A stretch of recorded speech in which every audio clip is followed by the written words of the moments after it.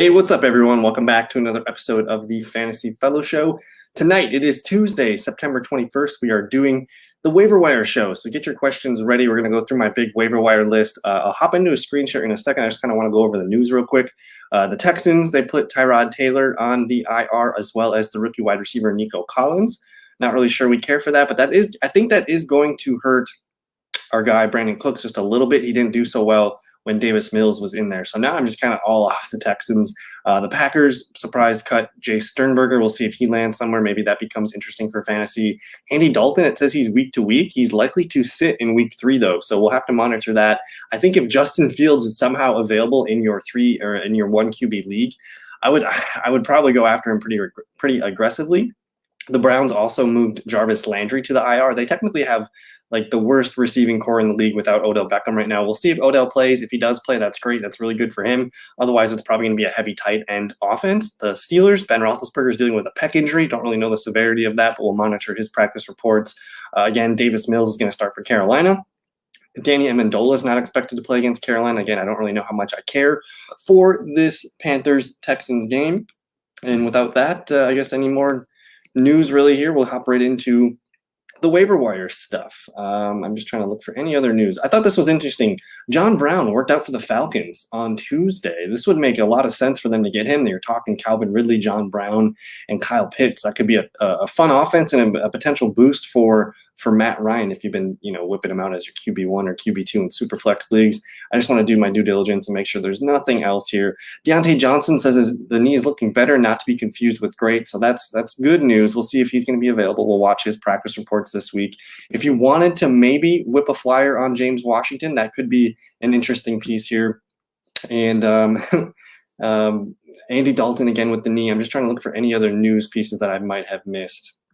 That should be good enough for now. Let's hop right into the waiver wire report then. Again, I covered all the injuries. Tua Tagovailoa, Carson Wentz. We're still watching for those guys. Dalvin Cook, he did kind of get some kind of right ankle sprain, but we're just curious to see what his practice participation is. It looks like he's going to play. So I have a feeling Alexander Mattison, if he is available, he's worth a pickup. Like Dalvin Cook already playing with some kind of injury to his ankle. I don't feel great about it. Alexander Mattison could be a priority for you if you just wanted to hold on to him. We're watching the 49ers backs, JaMychal Hasty and Trey Sermon. Again, we covered Deontay Johnson. DK Metcalf's got a bruised knee. I think he'll be fine. He's probably not going to practice too much this week. There's Jarvis Landry. I have to update that to say he's on IR. Still no news on the Laviska Shenault shoulder. We'll see about his practice participation tomorrow. And then James O'Shaughnessy, I don't think we're using him for tight ends. Let me see what we got here from Aiden. He's saying, start bench cut. Rondell, Zach Pascal, KJ Osborne. I love Pascal, but the Wentz injury scares me. I think I'm starting Rondell Moore. The weird part about Rondell Moore is I didn't like his snap counts. Let me actually pull that up. I like Pascal. I don't like him with Jacob Eason. So he's the one guy that, like, again, maybe T.Y. Hilton comes back soon. Paris Campbell didn't play last weekend. So I like what Pascal has done through 2 games, but I don't know if I trust it for the long term. But I wanted to pull up the Arizona snap counts real quick. And if you guys want, I put out one of my favorite videos on Monday nights where I look at the box scores and the snap counts. So I covered all this last night. But Rondell Moore, I mean, he's the 4th receiver in terms of snaps. He only plays 28 snaps. That's 46% of the time. But in those 28 snaps, they are actively trying to get him the ball. You see him here with 8 targets, and really he hasn't even been involved as a ball carrier yet. So when he's on the field, they're looking to get him the ball. It's hard to ignore. He led the team in targets as a rookie. So I do think the option for Rondell Moore, I'm going to start him. I kind of want to hold on to KJ Osborne and see what happens with that Minnesota offense. I think a lot of my thinking for these kind of questions, I'm looking at the offense. What have the Colts done to inspire us with some confidence? At least Minnesota's putting up points. Arizona is one of the best offenses you can be in. So I'm going to start Rondell. We'll bench Osborne and we'll let Pascal go. We can find similar, wide receivers on the waiver wire. Alexander Mattison or Kenneth Gainwell, non-PPR. It depends on your patience, I guess. Both guys are technically handcuffs. I tend to go with Alexander Mattison because I know what we've seen Alexander Mattison when Cook has missed a game or two. We like him. He's technically a fringe running back 1 if Cook were to miss. So I think there's more value with that offense, whereas the Eagles, I like it. I think I trust Alexander Madison a little bit more. And again, there's already an injury seal broken there on Dalvin Cook. So let's get into the quarterbacks. And the way that I'm doing this is I look at the ESPN roster tab and I basically just rank these guys as they are available. You're probably not going to be able to get Joe Burrow, but if he gets cut, I'm into it. Trevor Lawrence, I think if you have him in a one quarterback league, I'd probably just jump ship right now. Baker Mayfield, he did come up on the injury report with the shoulder thing. Against Chicago, I don't love it as a quarterback one. I think we're going to see a lot of running in that game. Jameis Winston, if you're holding on to him in quarterback one leagues, I'd probably prefer some other options down here lower on the list. Justin Fields, again, he's only 48.5% owned. I have that he is likely starting in week 3. I think if you wanted to, you could whip Justin Fields out as say you went with zero QB kind of strategy and you got Trevor Lawrence and then another guy. I think as long as Justin Fields is declared starter, he's worth a fringe quarterback one spot. So Justin Fields, check your wires, make sure he's not lingering. Even if you have, say you had Kyler Murray and Justin Fields is out there, I'm still trying to sign Justin Fields because people are going to want him at some point this year. Tua Tagovailoa, if someone just cuts him, because he's got the injury, I'm willing to, kind of scoop him back up. Matt Ryan, we'll see. It's the Giants. It should be a better day. I'm curious if they sign John Brown, that might actually be a nice positive thing for that offense, just another playmaker. Ben Roethlisberger, I don't know if we're ever, if he can't have a good game against Cincinnati, I don't know if we're ever going to trust him as a QB1 this season. Trey Lance, if people get a little, impatient with the San Fran quarterback situation, Trey Lance I would scoop up in a heartbeat. But my start of the week is going to be Kirk Cousins going up against Seattle. This is a home game for the Vikings. He's only 24.5% rostered. Kirk Cousins, in my scoring formats, he's QB10. So he technically is a QB1 in 10 and 12 team formats. He should be way more owned than Joe Burrow. He should be up here in the 70s to 80%. So I like Kirk Cousins. If you need a streamer this week, I think he's going to have a good season. If you really look at the way the Vikings are just built with their defense being kind of the weak spot, I think Kirk Cousins is going to be in the mix for a fringe wide quarterback one season. Mac Jones, still not trusting him, especially against New Orleans. I don't know if we'll trust him ever as a QB1, but Derek Carr, I should actually bold Derek Carr and stamp him with a couple stars because I think Derek Carr and Kirk Cousins, two guys that in one quarterback leagues, they need to be owned. You play the matchups with these guys. They're playing really good football. And then Teddy Bridgewater, this might be the last week that we want to stream Teddy Bridgewater. It's a home game, technically the home opener against the Jets. We saw what happened last week against the Jets. And Zach Wilson, we could probably shut it down in one QB leagues. I think Daniel Jones, though, home game against the Atlanta Falcons. If you guys are new to the fellowship, let me just show you guys what I got brewing on the start-sit charts. We're going to click on to week 3. And I have these fantasy points per game, allowed to position here. So this is the quarterback chart. The Atlanta Falcons have allowed the most fantasy points to QBs, 30.05 points per game so far. So that is a defense you want to target. They've allowed 65 rushing yards to the quarterback, and they've allowed 8 passing touchdowns. This could be a big one for Daniel Jones. I think Kenny Galladay is going to be in my good graces this week. So the bold guys here, Cousins, Bridgewater, Jones. I'll probably highlight Derek Carr too. So I like those 4 guys. Jared Goff, maybe stash Deshaun Watson, Tyrod Taylor out, Carson Wentz, we'll see. Sam Darnold's interesting. I don't know if I want to whip him out there this week in quarterback one leagues against Houston. Could be a lot of McCaffrey, so we'll see. But otherwise, if you have, if you play super flex leagues, Taysom Hill might be worth a pickup here. Taylor Heineke should have been picked up last week. He could also be owned in 2 QB leagues. And then Jacob Eason, Davis Mills, Jacoby Brissett, I really don't know what to do with those guys. So we'll move on to running backs. Let me get in the chat room here and let me just see what we got brewing here. What's going on, Harris? Thanks for hanging out tonight. Should I pick up Kirk Cousins, drop Trey Lance, and start him over Justin Herbert? P.S. I have Adam Thielen. Well, that gives me a little bit more encouragement to get Kirk Cousins in my lineup. I want to go over to our friend StatMuse. We'll try to use this as much as we can tonight.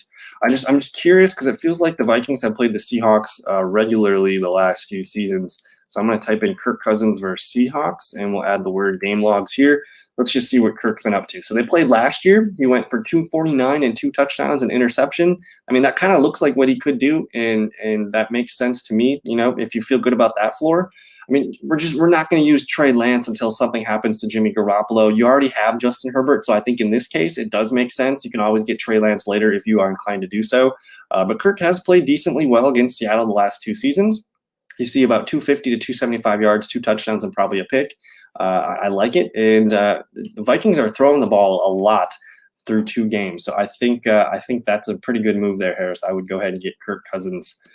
James, thanks for hanging out tonight. Let me look at this question. Should I trade Murray and Hopkins or Ridley for Patty and Hill? Murray has had easy matchups, so I don't know how he can keep it up. So Kyler Murray and DeAndre Hopkins for Patrick Mahomes and Tyreek Hill. I mean, Pat Mahomes doesn't really offer what Kyler Murray does with his legs right now.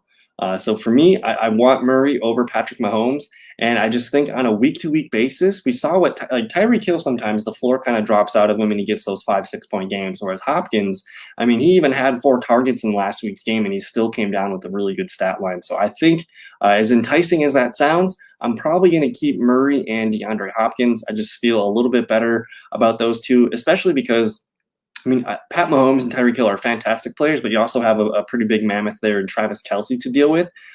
So Murray and Hopkins, like, they are the offense. I think I'm going to stick with those guys. They've been good to us so far the last couple weeks. I know it's been the Vikings, and I can't remember who they play week 1. Wasn't it Tennessee? But I would expect, especially with that rushing floor upside of Murray, I'm going to stick with that, I think, there. We got a start bench cut. Patterson, Pollard, White. Cordero Patterson up against the Giants this week. James White going up against the New Orleans Saints. And Tony Pollard getting a Monday night game against the Philadelphia Eagles. I don't want to cut any of these guys. So if there's not an option for me to cut, I'm going to try to keep all 3. We're going to talk about running backs here in a second. I like all 3 of those names. I don't want to cut any of them. I want all these guys in my lineup. If I had to start one, I think I'm probably going to start James White. Just he's been very trustworthy. We know what he's done in his career, and Bill Belichick knows how to use him. So I'm probably I want to hold all 3 of those guys. The Wire can have Ayuk in the fresh league. Should I drop Will Fuller? Let's give it one more week. Was there any news on Will Fuller today? Because if I would just hate for you to dump Will Fuller. And why isn't he popping up here? His name's William. Let me see what I got here. Especially if you have an IR spot, I'm going to probably hold on to him. It says he returned to the facilities yesterday. He's expected to make his debut against the Vegas Raiders here. So I think I would like to hold one more week. You probably spent a decent draft pick on him. If you can survive with him on your bench this week, I think I would do that. And yeah, the stars, what's going on, Devin? So basically, the stars just represent, I usually go up to 5 stars. These are the guys that I really, really like. So there's a handful of players here. As far as stars on the running back priority, I got James White with a 4-star rating. Tony Pollard, though, with a 5-star rating. You also have Alexander Mattison, Cordero Patterson with 4 stars. So these are players that I really, really like. If they're in bold, I think they're worth a look. And then I just kind of rank them by my stars here. So just kind of from the top to bottom, I mean, Devin Singletary, 78.5% rostered here. I don't really trust the Buffalo Bills running backs every week, but Singletary has been a hit 2 weeks in a row. I think Sony Michel is an interesting guy. He's only 66.8% rostered. If you can get him, he's just a guy that you stash. Darrell Henderson's already kind of broken the injury steal. So he's kind of an interesting guy for me to maybe stash if no one wants him. I don't care about David Johnson. But some of these backs here on this list, James White. I mean, just looking at what James White has done through 2 games, and just the way that they are using Mac Jones, like everything's going to be very simple. Like we see 12 points, 18 points. We see 6 receptions in both games. Like this feels really, really consistent. Even if we take that touchdown away, I think you're happy with the 12 points. James White's just kind of one of those guys that you can just whip out there and be like, yeah, I'm good. I'll take my 8 to 10 points. I think I feel confident with James White. Where some of these guys, we really don't have the confidence in them week to week. I think Michael Carter, I did give him a 2-star rating here. He's going up against Denver. I'm not saying to start Michael Carter against Denver, but we have to look at what happened this last weekend. I mean, he earned a 50-50 split with Ty Johnson. So that's way better than he did week 1. I'm interested in maybe seeing if that progresses or if he starts getting more carries than Ty Johnson. Michael Carter could potentially be a hold. I know the offense is struggling right now, but they'll eventually get some easier matchups in the future. Latavius Murray, he's a 2-star rating here. It's against Detroit. You can maybe whip him out there for a goal line touchdown. I don't know if I'm ever going to feel comfortable starting Latavius Murray because if he doesn't get a touchdown in a game, you're looking at 8 carries for 40 yards, something like that at best. So he's got a low floor, but if you play in a touchdown league or a non-PPR league, that's where Latavius can be kind of fun. But Tony Pollard, I have Tony Pollard here on the list, and let's just go pull up that Dallas Cowboys box score. Now, it was an interesting game. The Cowboys only scored 2 touchdowns, and both of them went to the running backs. Dak Prescott did not get anything in there. But just looking at what's going on here, Ezekiel Elliott, 44 total snaps. Tony Pollard, 21. Let's go look at the box score now. So with Tony Pollard's 21 snaps, he gets 13 carries, 3 targets, 3 catches. So when he was on the field, he was getting the ball. To me, this is hard to ignore. A guy that only gets 21 snaps, but he gets the ball 16 times. Like, geez, it's clear the Cowboys want to use him. Like, I know Elliott was a running back 1 this week, but you might be looking, especially while Michael Gallup's out, we might be looking at Tony Pollard filling that role as a potential next man playmaker that could be up for them. And they established the run in this game. This looked really good. I still think Ezekiel Elliott's the guy here, but if Tony Pollard is getting some high percentage touches here, I'm interested. He could have some really nice value towards the end of the season. He's a guy that I think you just want to hold on to your bench, and we'll learn more about the Dallas offense as the season progresses. J.D. McKissick, he had a really nice game. He's kind of the poor man's version of James White, 42% rostered here up at Buffalo. You could whip him out there. I think I'd rather wait for maybe one more data point before I trust him. But he was a really good player on Thursday Night Football. I think that's hard to ignore. I should probably just get rid of these Houston Texans on here. And I do have Tony Pollard on here twice, which is weird. His percent rostered changed. So I'll have to get rid of that one. But then Kenneth Gainwell, we had a question about Kenneth Gainwell, I think, earlier too. He's a guy that I'm willing to hold on to. I'm not saying to start him, but he did get the 2-point conversion last week. He got a handful of carries. He looks kind of like the goal line back right now. So I'm open to holding on to him. And then Alexander Mattison right here. He's just a pure handcuff stash at the moment. But Cordero Patterson, he might be the best guy that you can plug in and just start right away, I think, besides James White. The usage for our guy, Cordero Patterson, which everyone remembers him as a wide receiver, but he outperformed Mike Davis, and he was used in some more higher leverage situations. So Mike Davis, 46 snaps, Cordero only gets 24.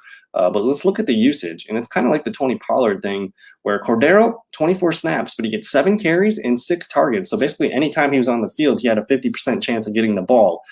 So Mike Davis, we like Mike Davis. He still was productive enough for PPR, but it was Cordero Patterson making the plays as a receiver here. He also got the 10-yard carry for the touchdown. So Patterson, especially against the Giants, could be whipped out as a high floor running back too. Let me get caught up here on some of these questions. Ayuk is gone in every league. Do I start Chase over Hunt and Robbie Anderson this week? Do I start Jamar Chase over Hunt and Robbie Anderson this week? Robbie Anderson's been frustrating. I find it hard to trust. I kind of want to see it from him. I could see him blowing up. It is the Texans. But I think your best play right now is Jamar Chase against the Steelers. Doesn't sound really great either. I'm leaning towards Kareem Hunt being the best play, especially if Odell Beckham's going to be out. I just think Nick Chubb and Kareem Hunt would be the offense if Jarvis Landry and Odell Beckham are both out.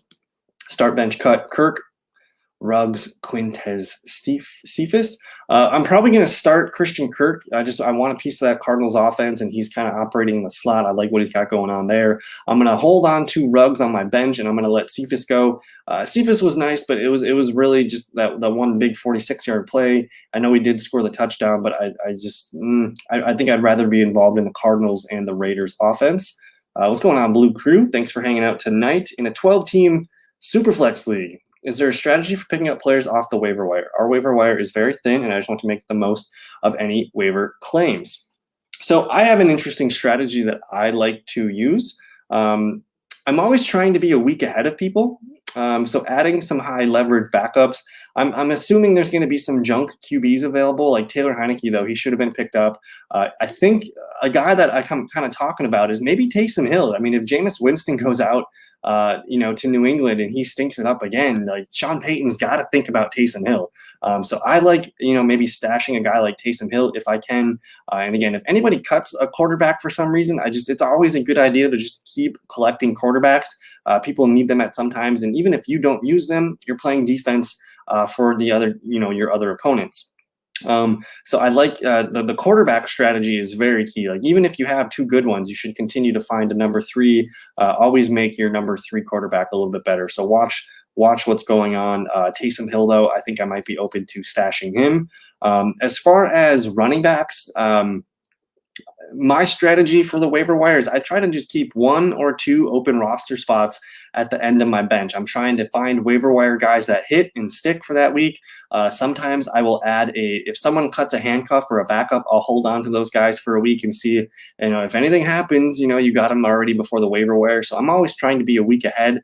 And then especially for some receivers here, if you're starting to see some good usage out of some players, it's always a good idea too. So constantly, winning a fantasy championship, a lot of it is playing the waiver wire and just constantly making your team better. Like you want to look at your bench and see like, oh man, everyone's got double-digit projections. Like this is good news.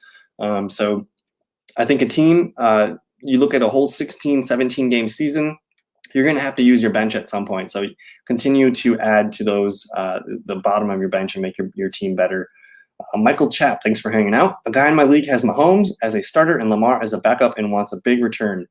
Yeah, that is it. Well, he's technically hurting himself too. Like he should really trade one of those guys. In a super flex league, he'd be like sweet. He'd be good to go. But it is unfortunate that he's got Mahomes and Lamar, blocking one top five quarterback from another team. But I guess he did hurt himself in the draft, though. If he drafted Mahomes in the third or the fourth, Lamar in the fourth or the fifth, like he did technically, draft a bench player with the fourth or fifth round pick. I found a diamond in the free week in the wire. Let's see what we got. Should I get Sterling Shepard and drop Cole Beasley? I think so. Something's weird with Josh Allen. It's been two kind of dud games from Josh Allen. We'll get to the receivers in a little bit, but I got a 5-star rating on Sterling Shepard. Cole Beasley didn't even really make the list this week. Cole Beasley is kind of behind in the pecking order. I think Emmanuel Sanders is probably the number 2 receiver there right now. And Cole Beasley, he does have nice games every now and then, but he's kind of hard to trust. Whereas, Sterling Shepard, he is the wide receiver 1 for Daniel Jones. So I'm rolling with Sterling. Should I pick up Zack Moss and drop Kenneth Gainwell non-PPR? In a non-PPR, sure, I'll take Zack Moss because we know he is the goal line back. With Kenneth Gainwell, he still kind of has Miles Sanders ahead of him. It's going to take an injury where even if Singletary's healthy, I know Zack Moss is probably going to be the guy getting the carries inside the 5. So I would feel good about a Zack Moss touchdown on any given week. Just traded away Sutton and Swift for A.J. Brown and Elaire. I know the Cortland Sutton game was really nice, but their schedule is going to get like a little bit tougher coming up soon. I think buying low on A.J. Brown is a pretty good move. And then I think Swift, he kind of hit his floor against the Green Bay Packers. He's probably an 11 to 15 point guy, whereas it's Clyde Edwards-Helaire. That's the one that we need him. We need him to get going. So I'm hoping Clyde Edwards-Helaire, maybe this fumble that he had on Sunday Night Football kind of fuels him up, but they need to find more ways to get him involved as a receiver. So I love the A.J. Brown upgrade. Clyde Edwards-Helaire is a slight downgrade, but again, you're in a much better offense. You're in the Chiefs versus the Lions. I think long-term, this could look really, really nice here. And then perfect question here from Breck. Can I trust Clyde Edwards at an RB2 for week 3? I would say it really depends on who is your running back 3 and 4. Clyde Edwards-Helaire, so he's going up against the Chargers. Let me just see how many points per game the Chargers allow to the running back. So the Chargers, they're allowing 28 points per game to the running backs. They've allowed 2 rushing touchdowns, 8 catches for 75 yards. So technically on paper, it's a good matchup. If Clyde Edwards-Helaire is to get 50% of that, that would be 14 points. So I think I'm going to lean towards trusting him. And another thing that, if you're new to my channel, we're going to look at these charts a lot. We're basically seeing how many points a defense allows to a certain position.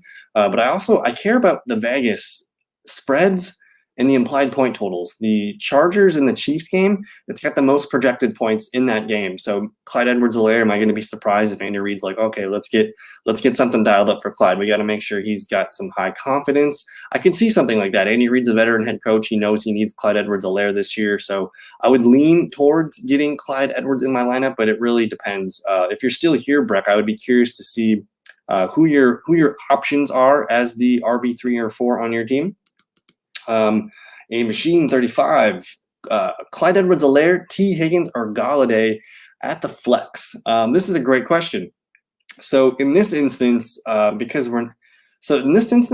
looking at T. Higgins or Kenny Galladay over Clyde Edwards-Helaire just because I'm seeing T. Higgins play very well right now. He did lead the team in targets last week. T. Higgins did play against the Steelers twice last year. So if you guys are new to the channel, I use this website called StatMuse. You can see it up here, StatMuse. And you can just find stuff on players. And last year, T. Higgins in 2 games, he goes 7 for 9 targets, 115 yards and 1 TD. This was in November, in the December game where Joe Burrow was not playing this game. He goes 3 for 31. So a 6 to 10 point floor for T. Higgins makes sense. But it seems to me, I watched that game against the Bears. It seemed like T. Higgins was the alpha receiver for this team. Tyler Boyd did some nice things. Jamar Chase was kind of a little bit quieter in this one. But it seems like T. Higgins, especially if they get near the red zone, Joe Burrow's looking for T. Higgins. So I'm probably going to lean towards T. Higgins, but it wouldn't surprise me to see Kenny Galladay have a really nice game against the Atlanta Falcons. So I'm probably ranking them Higgins, Galladay, Clyde Edwards-Helaire, who I'm optimistic about Clyde Edwards-Helaire getting it turned around, but I think you got something really nice there in T. Higgins, so I'm going to roll with T. Start bench cut. Tim Patrick is at Gabriel Davis and Braxton Berrios. I will start Tim Patrick against the Jets. I will bench Gabe Davis, just Bills offense, and then we'll let Braxton Berrios go. I'm not going to trust that. We'll see if Jamison Crowder returns this week. Staying patient with Tannehill? I think so. I mean, he did have the touchdown called back last week against Julio. The Julio Jones touchdown was called back. I mean, just looking at his numbers, I mean, you're not impressed with what he's been doing for fantasy. What is he, quarterback? Where is Ryan Tannehill? Why can't I read? He's quarterback 23, but it's the same as Rodgers. So let's look at these numbers real quick here. I mean, last week, 347 yards, 4 for 27 on the ground. I mean, he's had 2 bad games here. I think it's going to get turned around here. Tennessee has a fun matchup here against the Colts. It should be, I think, kind of back to normal for Tannehill, where we see him probably throw for 1 or 2 touchdowns and maybe steal one on the ground. So, yeah, I'm being patient with Tannehill. And if you're interested here, I want to see where are the Colts on this list. So the Indianapolis Colts, we know they had a really good defense last year. In terms of quarterback play this year, though, they're allowing about 22.14 points per game. That's 6 touchdowns. They've allowed 6 passing touchdowns. So don't be shy. Roll out Tannehill if you can. Let me see. Joey Sly revenge game. For kickers, my favorite kicker is Dan Carlson. Dan the Man Carlson for the Raiders. I think he's fantastic. He's helped me win a couple games so far this year. So let's cover the receivers real quick. Priority receivers that we should be looking at. Henry Ruggs, he's basically 72% rostered. I think if you are in a 10-man league, maybe you can try to squeeze him onto the end of your bench. If Jacoby Myers gets dropped, I'm interested in adding him. He is the wide receiver 1 for New England. I think numbers will roll his way. They just kind of were on coast against the Jets. Michael Pittman Jr., if anyone cut him a week early, he's probably a good candidate to add, especially if Carson Wentz is back this week. I might be open. If Wentz plays, I like Pittman Jr. as a fringe wide receiver 3 flex. I think he's sneaky. It looks like Carson Wentz is going to throw him the ball a lot this year, so he should be rostered in 12-man leagues. Sterling Shepard, 54.6% rostered. He is the pickup of the week. If he's available, you should probably go pretty aggressively to get Sterling Shepard. Nico Hardman, Darnell Mooney, Elijah Moore, Sammy Watkins, AJ Green. I don't feel great about these guys. If there's one player I want from that group of 5, it's Darnell Mooney. He outsnaps Allen Robinson, which is strange. I think he's going to have a safe floor of about 8 to 10 points per game, but I don't feel great about it. We'll see. We need to see the Bears' offense with a full game of Justin Fields before I get excited about some of these guys. But Christian Kirk, I think it's supposed to be 19.5% or something. But Christian Kirk, again, he's the interesting guy. I think he's got a high floor now. You're attaching yourself to Kyler Murray. He's running in the slot. He's a good guy that, in case of emergencies or bye weeks, you got Christian Kirk. You got a piece of the Cardinals offense with Murray. Emmanuel Sanders, again, we talked about him. He's kind of a low floor play. He's going to get you maybe 7 to 10 PPR points per game, but it looks like he is the clear number 2 wide receiver there in Buffalo. Let me just pull up the stats real quick for you guys, just so I can show you. Now, in a game where they blew out Miami, So Emmanuel Sanders comes in. He gets one less snap than Stephon Diggs. Diggs gets 51. Sanders gets 50. Cole Beasley down here at 39.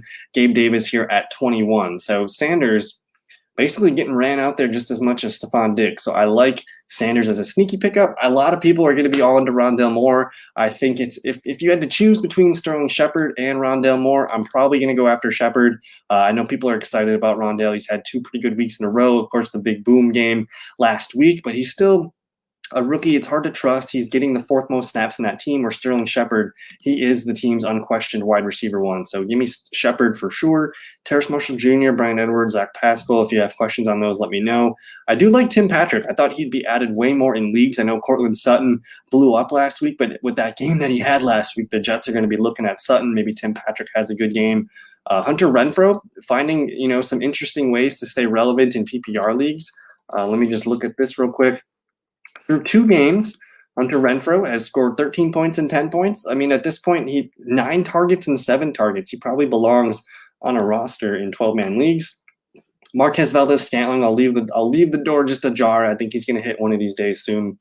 But really, nobody else on this list excites me besides KJ Osborne, who we called last week.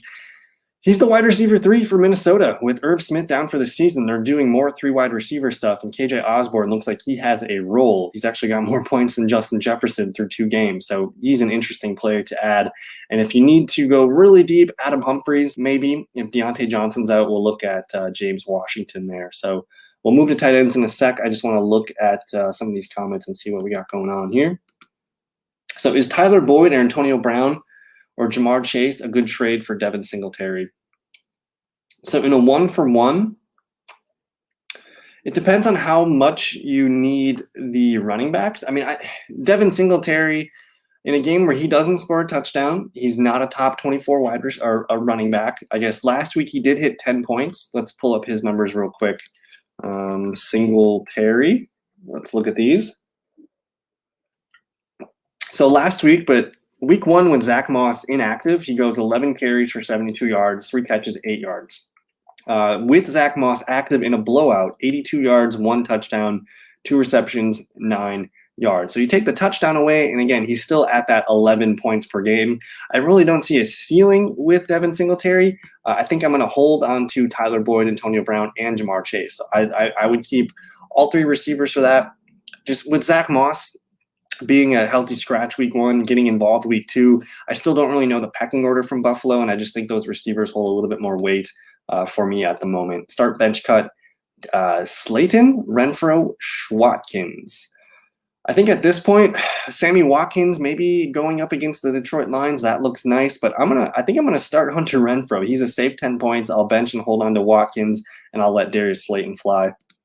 Should I play Daniel Jones instead of Matthew Stafford? What a great question, because I'm probably going to get that question a lot going forward with the way Daniel Jones played last week. Just looking at the quarterback points allowed here, again, Daniel Jones is playing the Falcons. They allow 30.05 points per game. Tampa Bay, down here middle of the road, they average about 20.86. So for me, your ceiling with Matt Stafford is probably capped at 20 to 22. I'm probably going to go for the more high ceiling play of Daniel Jones. Again, they're coming off 10 days of rest. I think Kenny Galladay is probably going to play much better in this one. You got Sterling Shepard. Maybe Evan Ingram plays in this one. Maybe some good things happen for the Giants offense. I think I'm leaning towards saying Daniel Jones, which seems really weird. Let me just look up Stafford real quick. So Matt Stafford last week, and this was a tougher matchup for Stafford. Let me actually filter by ESPN points so I know I'm looking at 4-point passing touchdowns. So this is essentially the range you're looking at in Tampa Bay's defense. It could give them anywhere from 17 to 24 points. Again, I think I'm going to take that ceiling with Daniel Jones. He's looking good. You know, he's going to use his legs. The opportunity for him to get 2 touchdowns against the Falcons seems pretty good. Just with Stafford, it's a little bit more unknown. I think I'm going to take the high floor of Daniel Jones. Start bench cut. Mooney, Reagor, Brian. Is that Brian Edwards? In this case, I will start Darnell Mooney. He's the safest option of 10 to 12 points. I kind of want to hold on to Bryan Edwards, and then I'll let Reagor go. I don't see the consistency there for Reagor with Jalen Hurts. And then, yes. So the schedule going forward, Tuesday nights, I will always do this waiver wire show, 7 o'clock Central Time. So that's always on Tuesday. Wednesday, I will always do a start sit, hour special at 7 p.m., Central Time there. So Tuesdays and Wednesdays, we'll do the live streams. And then going forward, I will assess. It really depends on my schedule. I can either do it Friday evenings or Saturday nights if I have nothing going on. I prefer to do them Saturday night before Sunday lineups are rostered, so I get all the information that I need. But we'll do a Tuesday night waiver show, Wednesday night, the first initial start sit episode here, and then either another follow-up start sit question show on Friday or Saturday. So trying to do 3 streams a week, and we'll get consistent with it. And I don't know. So we covered the wide receivers. Let me just cover the tight ends real quick. Tight ends are simple. If someone cut Mike Gesicki, he could be picked up. Just hold him on your bench.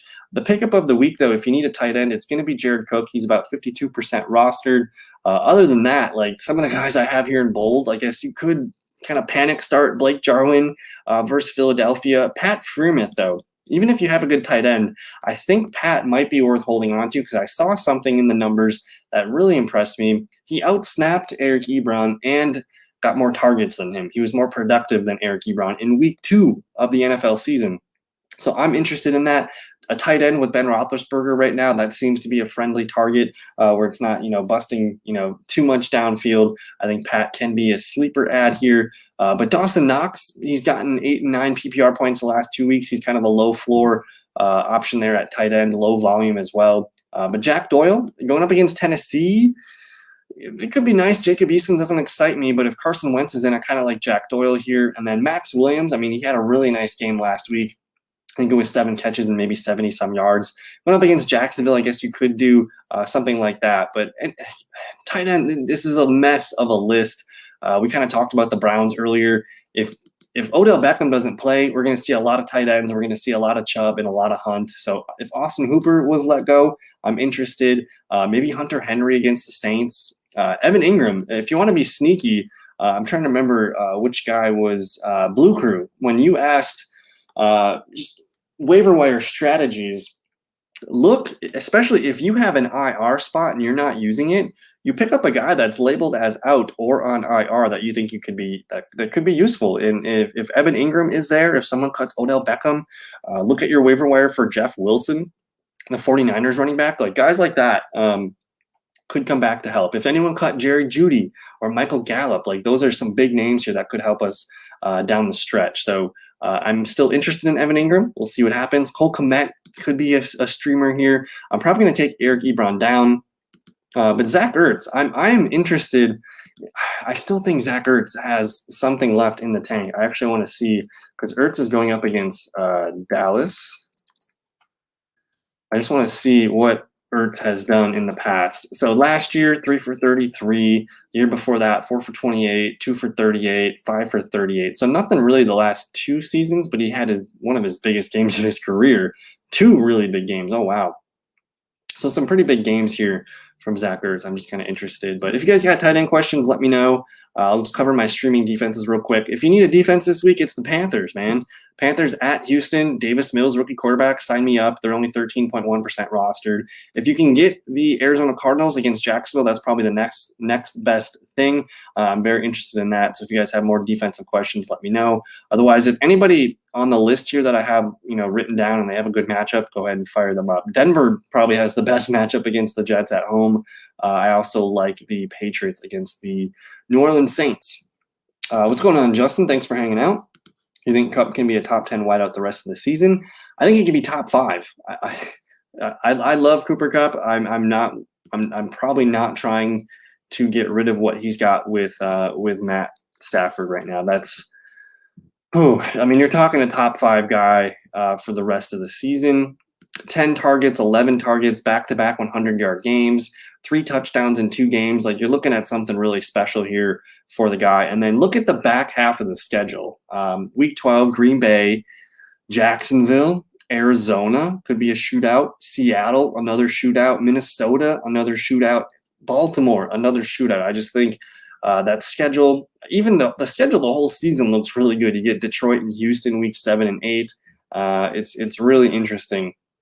It's really interesting. So I like I would hold Cooper Kupp if I can. And then which team needs QB in the free league?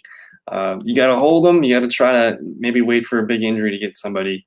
But if you guys got any more questions, otherwise I covered the waiver wire show. We'll go live tomorrow evening. I got time for maybe one more question if you guys got it. The end. Should I trade Gibson for Saquon? I'm curious what you guys think in the chat room. If anyone else has any opinion on that. I think you have to have the correct, form of thinking of Gibson and Saquon Barkley. You have to consider that both guys are probably running back 2s, at least for this point. I want to look up the Washington. Actually, let's go back to, I want to look up the Washington football team schedule. Eventually, there's kind of a rule that I was researching.